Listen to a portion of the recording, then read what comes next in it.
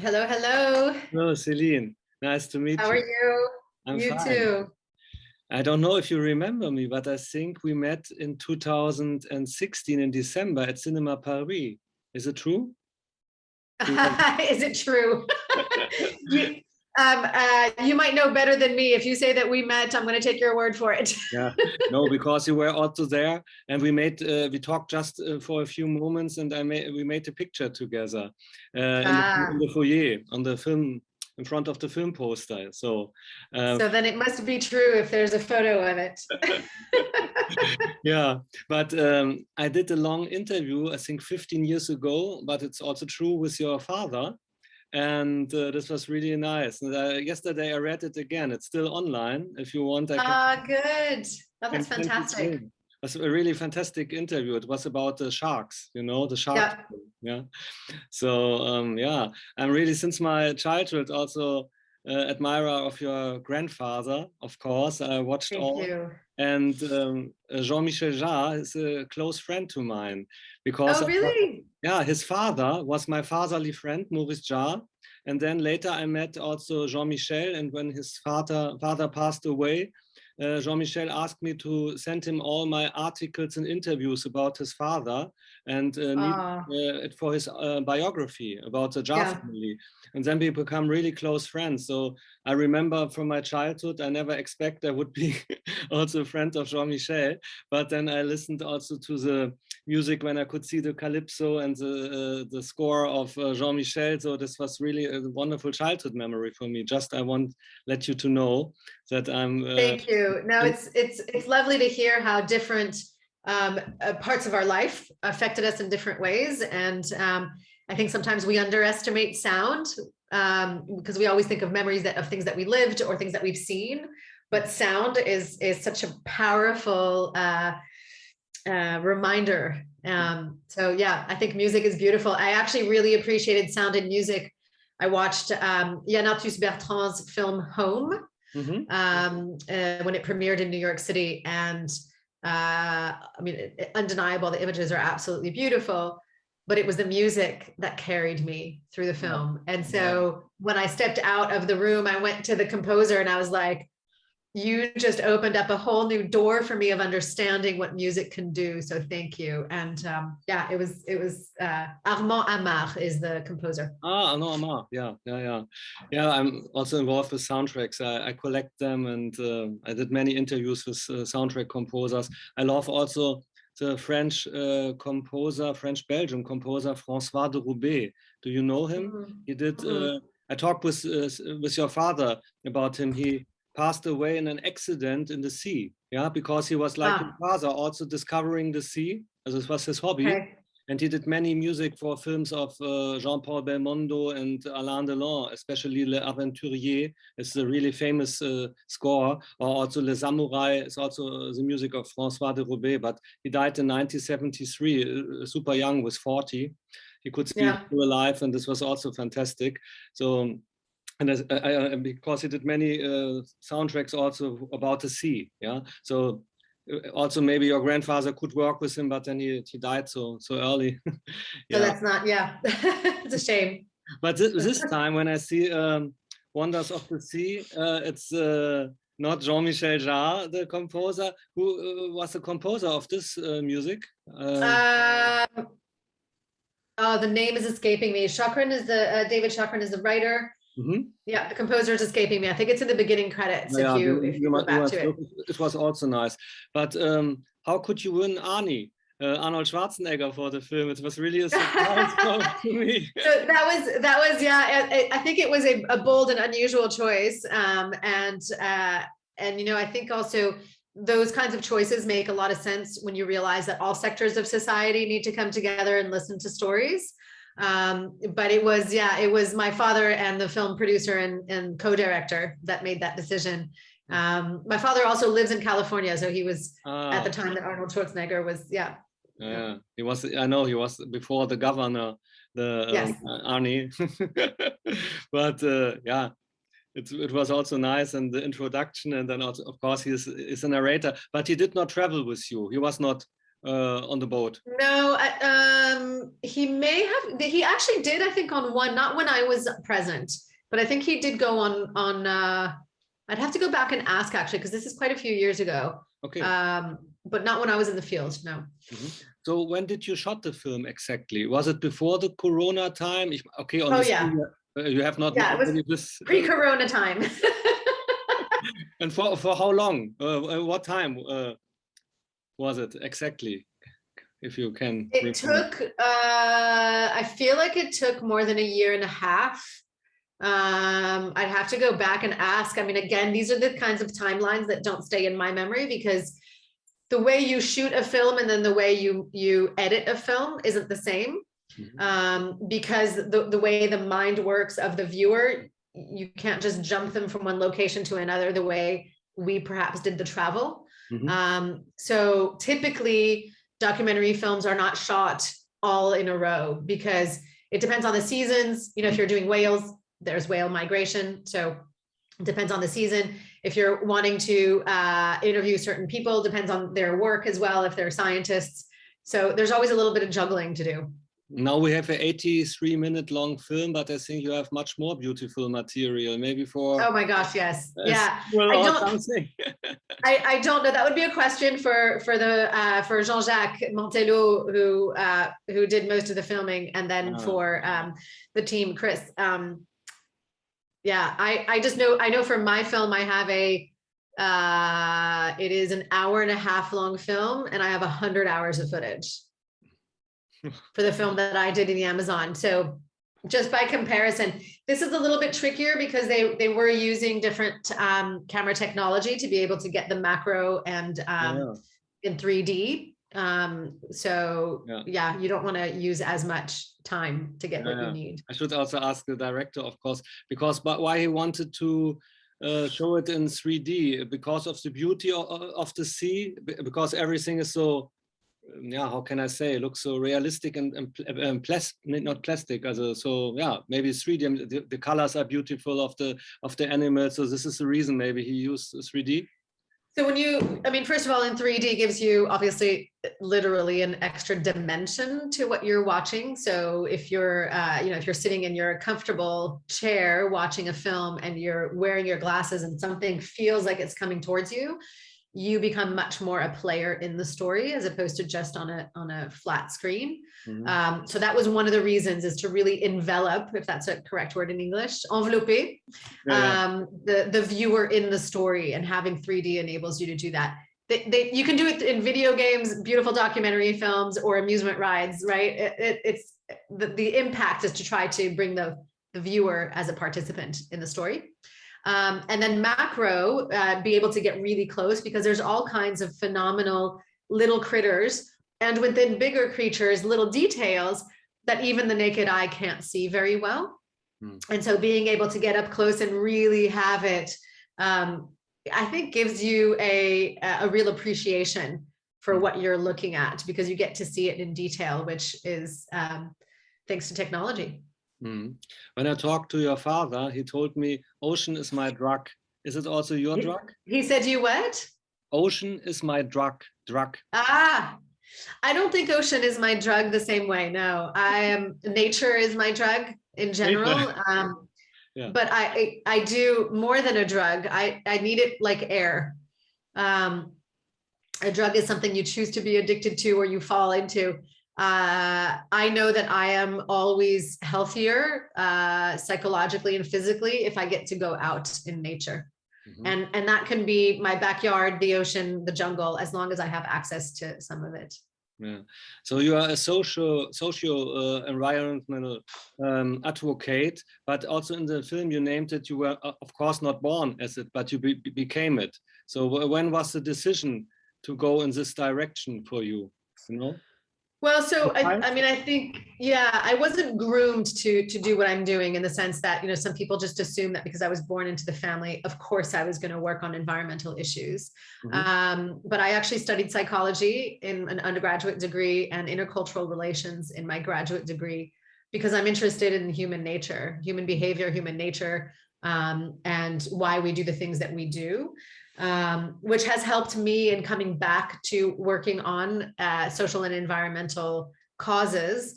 Because if you talk about the environment without including humans, then you're missing a big piece of the story. And I feel that to be able to put the human at the center of the environmental story is about understanding humans, their trauma, their behaviors, and how that translates to a potential disconnect with nature. So I came back to what my family does after having done my own work and my own pursuits in terms of what I was interested in, and being able to combine the two has given me a more holistic approach to the conversation around our human-nature relationship. And why do you think is the human mankind so careless and also so terrible to the sea? I think because we haven't healed our own traumas. When we start to work on ourselves and start to understand ourselves internally and why we are the way we are and what's happened to us, we do less harm to those around us, including nature. So I feel that there, again, this disconnect that people have with the environment and the oceans is due to their disconnect with themselves and with other people. Your father said in the film his favorite animal of the sea is the octopus. Yeah, it's a really fantastic animal. I could see in amazing. The film. Amazing, yeah. So I can agree, of course, with him. But what is your favorite animal of the sea? So I have chosen not to have favorites because I have many favorites. Okay. So I will say my favorite small critter is the nudibranch. Nudibranch? Yeah, the sea snails, the sea slugs. To me, they're just absolutely fascinating. It's these tiny little creatures that have the ability of looking like so many different shapes and colors, and that put on this show without being showy. And when you have a coral reef where there are nudibranchs, it's just this game of like, where's Waldo? You know, you have to go look for them everywhere, and they're just amazing. I also have a love for whales because I've had a few interactions with whales that have just one really put me in my place, in the good sense of it, of just feeling really small on the planet. And being graced with the presence of a whale that looks you in the eye. It's just reverence. I have real reverence for them. So those would be two. I'll just cite those two because otherwise I could do plenty. and your father is very connected to the sharks. He wanted to show also with the film 15 years before that they are not just this dangerous animals that we know from the Steven Spielberg film, for example. Yeah. And so how do you see the sharks for yourself? I think sharks are extraordinarily misunderstood. They're vilified, and it takes a lot more work to undo the harm of the reputation we've given them than it has to give them the reputation in the first place. So when you name something negative, humans are very quick to jump on board to say, oh yeah, that's bad. To undo the negative is taking decades. Sharks are instinctual, and we are not on their menu. And most of the time, if it's a shark attack, it's actually a shark bite. And that shark bite is curiosity. Is this thing edible? Will it feed me? Right? What do animals do? Animals, they breathe, they feed, they sleep, and they mate. We enter into their ecosystem at the feeding level. And a lot of shark bites are not fatal. There are many less shark bites than there are car accidents in the world, yet we don't vilify cars because they're not living, breathing creatures. But we all of a sudden attribute these living, breathing creatures with heinous crimes. They're not committing heinous crimes. They're just tasting to see if it's something that they can feed on. So unfortunately, they do have very sharp teeth, and that is useful for their survival. Unfortunately for us, you know, it makes us scared of them. Yeah. But sharks really provide, I'm sure my dad has gone through this, sharks provide a natural cleanup of the ocean ecosystem, because typically they're pretty lazy. They'll eat the dead, the dying, the diseased. and the easily accessible food. They don't want to work hard for their food. And so they're cleaning up the oceans of animals that are sick or dying and weak anyway. Getting rid of the top predators of the ocean creates a whole mess with the entire ecosystem. So the more we understand, the more we respect, and the more we will end up protecting. I have no shark at home. I have a Siberian wolf dog husky, as it's really a 33% wolf, called Felix. But do you have an aquarium at home, or a fish or something? I don't know. No. No, I have a cat. Felix is cat lover. He protects all cats. They are his little children. Very seldom, but he loves them, really. No kidding. Yeah.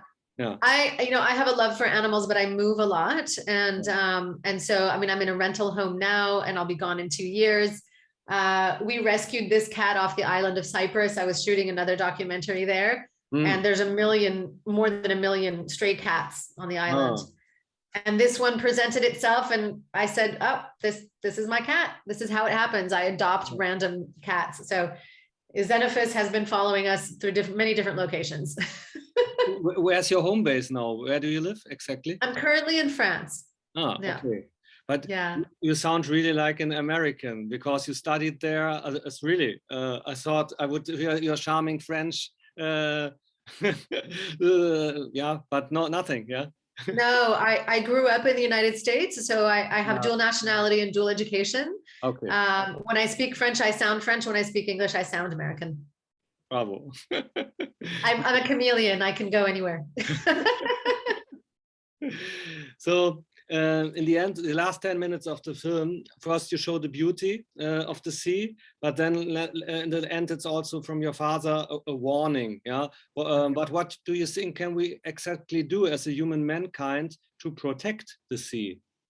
Please give some reason. Well, I think first of all, we can be educated, right? We have access to a lot of information thanks to the web. We have access to information about what's going on in the oceans, and access to information about what we can do to help protect the oceans.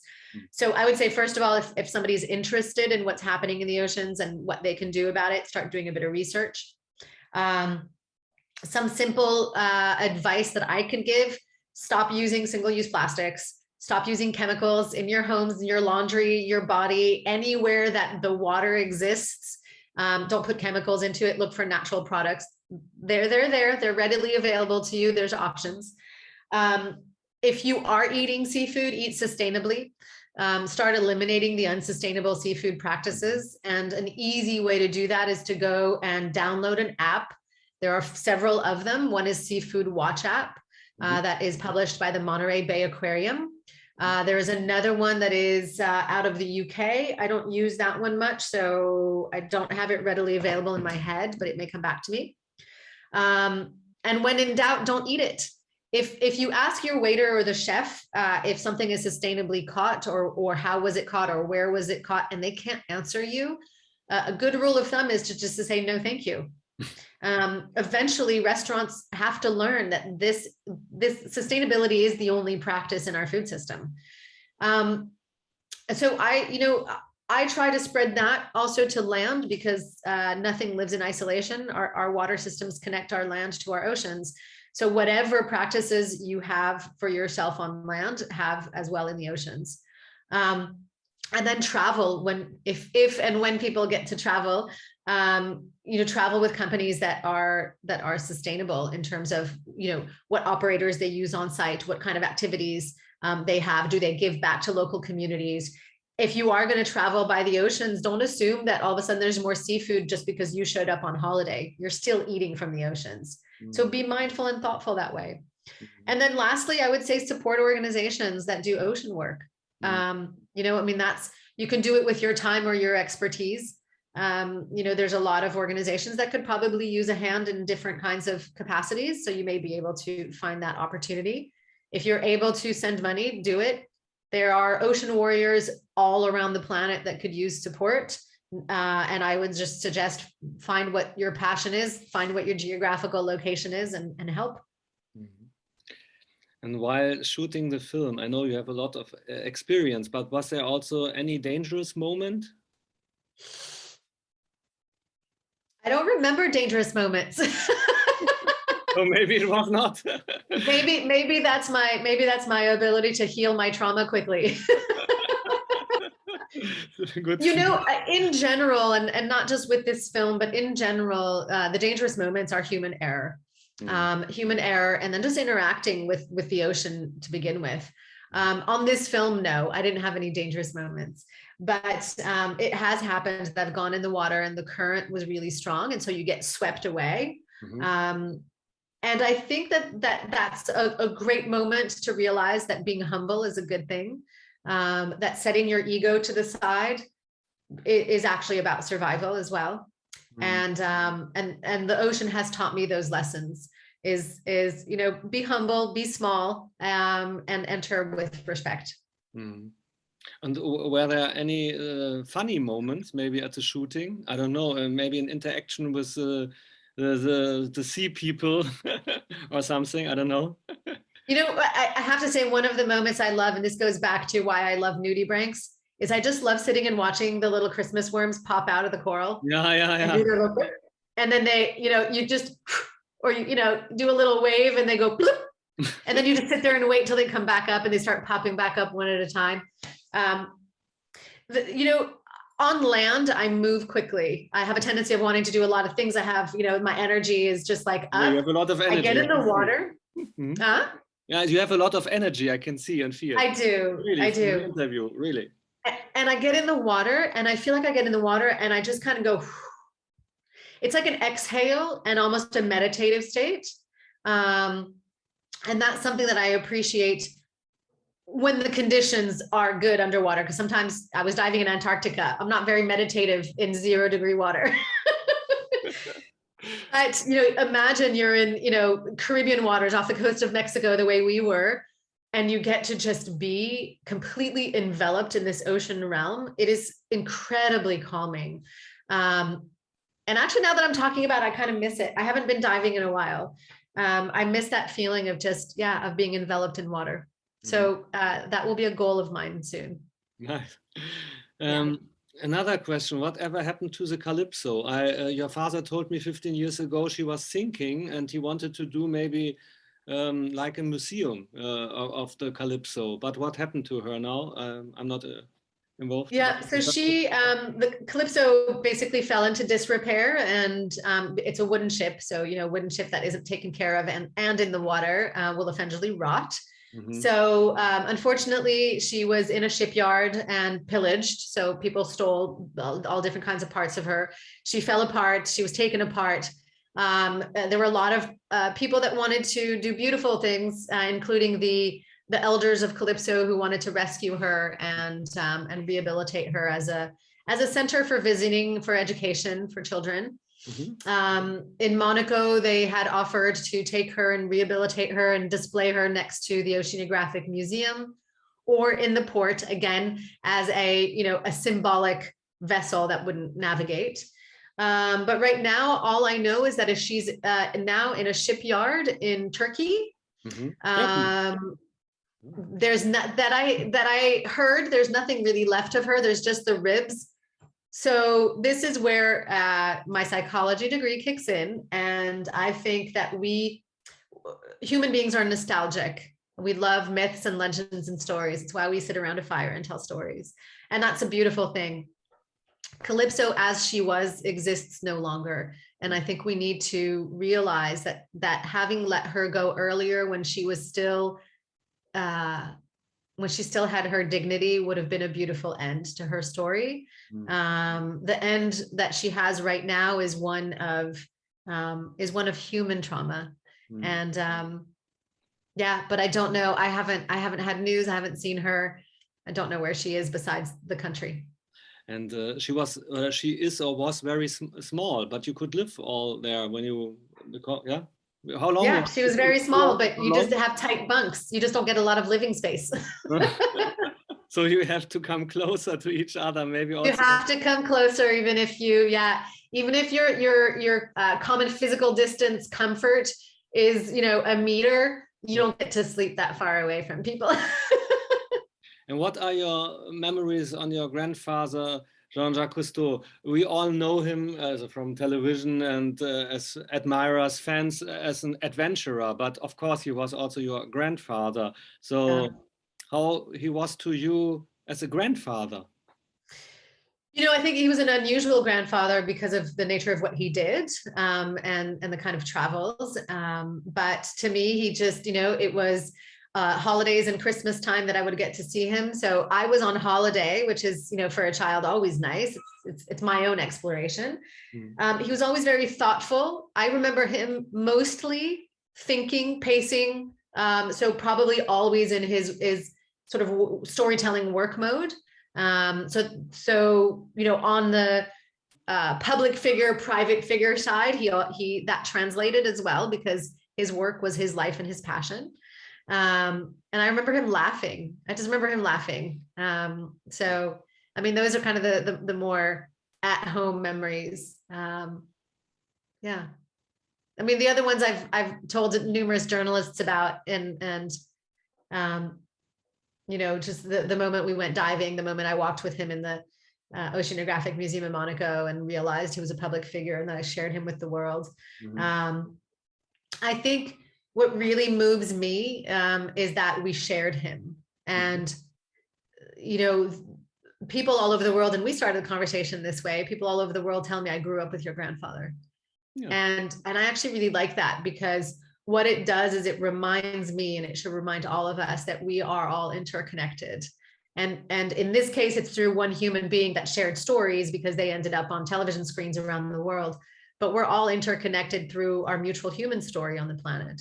And if in any way, you know, his life has served something beyond protecting oceans, hopefully it served to create that idea that his story is all of our stories. If you were inspired by him, you become part of his legacy. Would you agree when I say the shooting of the films Under the Sea in the years changed a lot? But is it all in all, when you prepare for it and when you go under the sea, is it the same like before? You know what I mean? I mean, not just in a technical way of the shooting of the film. I mean, to prepare for yourself, you know, It is very similar, except that we have more information, right? So we know a lot more about narcosis. We know a lot more about safety. We have a lot more technology to understand currents and weather patterns to know whether it's safe or not for us to go. That said, the human body is what it is, and nature is what it is. And no matter how much we advance innovation technology, whether it's through our camera systems or our boats or our communication technology, an interaction with a whale is still an interaction with a whale. And seeing a shark up close is still as absolutely amazing today as it was in the beginning days of filming underwater. And that, I think, if we go to the title of the film, Wonders of the Sea, that is the wonder of the sea, is that we still have the ability to have that simple, profound, and beautiful relationship with the ocean, no matter how far along we have come in terms of our technology, innovation, and history. And now a little brainstorming, maybe in the end of the interview. I have a poll in my, I'm founder, publisher, and editor of my own film and music magazine and culture magazine, Spirit, a Smile in the Storm, since my 16 living years. I was Germany's youngest publisher, still existing. First print copy, and now also online. I asked actors, directors, explorers and other human beings about their favorite films of their life. Could you name me now spontaneously 3 of your all-time favorite films and give a short reason why? Films. Yeah. Oh, that's a tough one. Yeah. I have a terrible memory for films and books. Really? I have a great memory for what I have lived. So I'm probably your worst candidate for this question. So the first film that came to mind was Being John Malkovich. Silence of the Lambs, which is my psychology background. Yes, of course. Oh, really tough. What else have I loved? The next one that comes to mind is one that I just watched again. I'm not going to say it's my favorite, but because I watched it again, it's sort of renewed in me. It ends with Eternal Sunshine of the Spotless Mind. Wow. I don't know why those three, that's just what's coming up. Yeah. But if you ask me in a month, Yeah. I won't give you the same answer. Then we meet again and I ask you again. Until we meet again and I've either remembered, watched again, or discovered something new. Yeah. So when the interview is published, and also I want to show it on, I have 2 YouTube channels, The Spirit Meets, of course. Should I send you a link? That would be great. Email address Yeah, or something if you like to give, then I can cut it, of course, so that not everybody knows it, but then I send you, of course. Yeah. So, I can just take an electronic version. That's totally fine. yeah. Okay. Yeah. That'd be great. Yeah. Then I can publish it and share it as well. That would be lovely. Okay, then yeah, I have to thank you so much. This was Céline Cousteau for my film and music magazine Spirit, a Smile in the Storm, and my YouTube channel The Spirit Meets. I'm MARC HAIRAPETIAN, and please protect the sea all when you watch and listen to it. Yeah. Yes, indeed. So, all the best to you, Céline, and hope to thank you very much. meet you again. Yeah. You too. Cheers. Bye-bye. Yes.